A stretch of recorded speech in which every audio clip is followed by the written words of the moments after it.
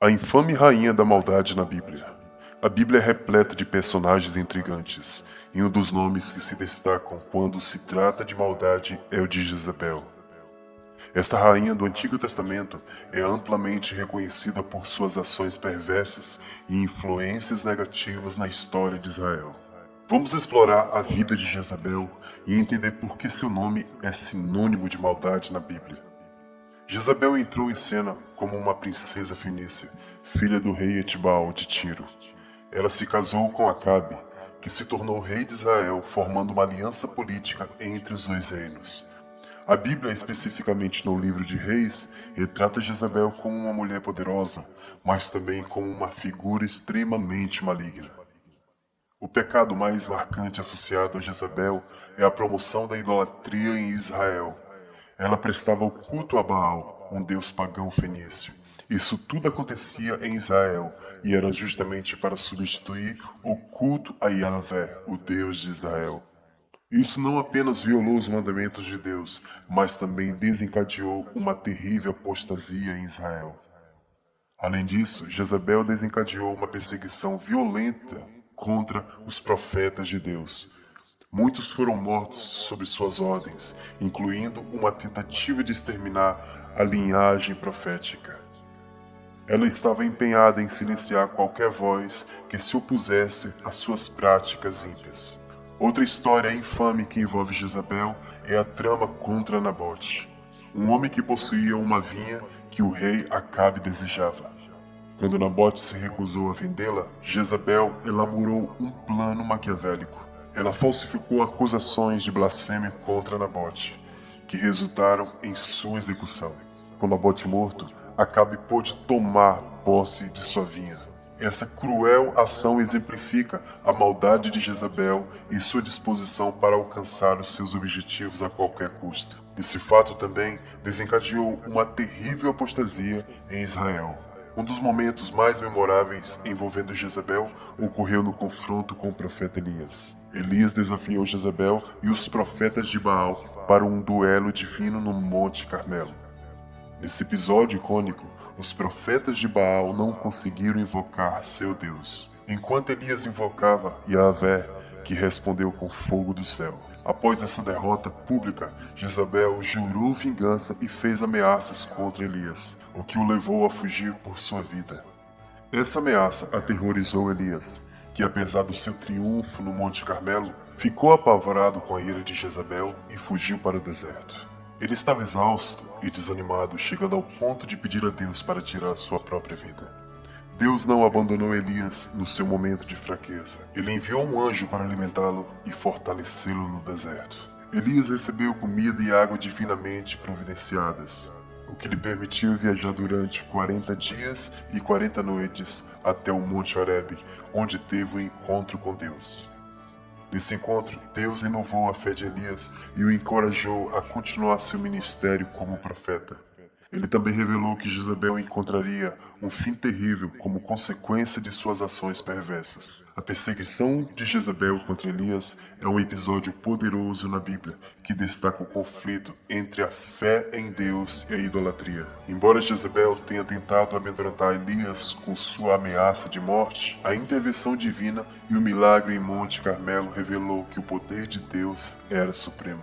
Essa história também serve como um lembrete de que, mesmo em momentos de fraqueza e desespero, Deus cuida dos seus servos e os fortalece para enfrentar os desafios. Elias, que fugiu de Jezabel com medo de sua ira, encontrou restauração e ânimo nas mãos de Deus, continuando seu papel como um profeta de Deus. Após todos esses acontecimentos, Deus levanta um profeta chamado Eliseu. Após a morte do profeta Elias, Eliseu assume o papel de profeta em Israel. Ele recebeu uma mensagem divina para ungir Jeú como rei de Israel e encarregá-lo com uma missão específica: erradicar a casa de Acabe, incluindo Jezabel. Jeú era um comandante militar de Israel e, quando soube da unção de Elias, viu que era uma oportunidade para assumir o trono. Ele liderou uma conspiração e, com o apoio de outros oficiais depostos, Joram, filho de Acabe, que era o rei na época, Jezabel, consciente da revolta, tentou seduzir Jeú com sua astutícia, mas ele se manteve firme em seu propósito de cumprir a profecia divina. Quando Jeú se mudou de Jezreel, Jezabel temeu por sua vida. Fez uma maquiagem elaborada e apareceu em uma janela provocando Jeú com sarcasmo. Ela chamou-o de traidor em sua tentativa de rebelião. Jeú, por sua vez, não hesitou. Ele tentou que Jezabel fosse lançada pela janela. E em seguida, seu corpo foi pisoteado por cavalos. Sua morte foi violenta e brutal, cumprindo a profecia que os cães comeriam a carne de Jezabel na terra de Jezreel. Quando os servos foram buscá-la para um enterro adequado, tudo que restou de seu corpo eram seus ossos de suas mãos, pés e crânio, cumprindo completamente a profecia do juízo divino sobre ela. O trágico fim de Jezabel na Bíblia simboliza a justiça divina contra a maldade e a idolatria. Sua morte violenta é um lembrete das consequências de se opor a Deus e de liderar uma nação para longe da sua vontade. Também representa o cumprimento das palavras do profeta Elias, que profetizou que os cães devorariam Jezabel como punição por seus pecados. O destino de Jezabel é trágico, mas também simbólico. Depois de muitos anos de maldade e crueldade, sua história chega ao fim. De acordo com a Bíblia, Jezabel encontrou um fim terrível quando o seu corpo foi atirado pela janela e o seu cadáver foi comido por cães, cumprindo a profecia de Elias. O trágico final de Jezabel na Bíblia é uma das partes mais sombrias de sua história. De acordo com o relato bíblico, no livro de 2 Reis, capítulo 9 e 10, Jezabel encontrou um destino terrível que foi o cumprimento da profecia feita contra ela. Este evento marca o fim de sua influência malévola em Israel. A história de Jezabel na Bíblia é um aviso poderoso sobre as consequências da maldade e da rebelião contra Deus. Ela é frequentemente vista como um símbolo de arrogância, da idolatria e da crueldade que podem se manifestar quando o poder é exercido de maneira corrupta. Também serve como um exemplo de como as ações de uma pessoa podem afetar uma nação inteira. Suas práticas de idolatria e perseguição levam Israel a um período de apostasia e decadência espiritual. Jezabel é, sem dúvida, uma das personagens mais notórias e infames da Bíblia, devido à sua maldade e influência negativa. Sua história é um lembrete de como o poder mal usado e a idolatria podem corromper não apenas os indivíduos, mas também sociedades inteiras. No entanto, é importante notar que a Bíblia é rica em personagens que demonstram uma ampla gama de qualidades e comportamentos. Enquanto Jezabel representa o lado mais sombrio da história, também há muitos exemplos de virtudes e fé ao longo das páginas das Escrituras, equilibrando o retrato das complexidades da natureza humana e da fé. Além de Jezabel, também temos muitos outros exemplos em nossos dias atuais, de grandes lideranças do mal que não se deram bem ao longo da história. Adolf Hitler, o líder da Alemanha nazista durante a Segunda Guerra Mundial, foi responsável pelo Holocausto, no qual cerca de 6 milhões de judeus foram assassinados, justamente com outros grupos perseguidos pelos nazistas.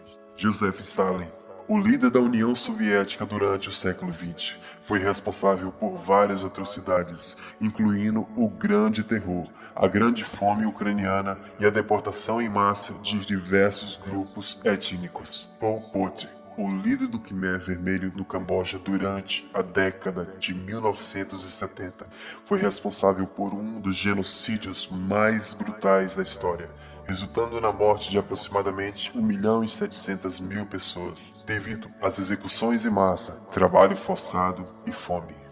Slobodan Milošević, o ex-presidente da Sérvia e da Iugoslávia, que foi acusado de crimes de guerra e genocídio durante os conflitos nos Balcãs nas décadas de 1990 e 2000, incluindo o massacre de Srebrenica, onde milhares de muçulmanos bósnios foram mortos.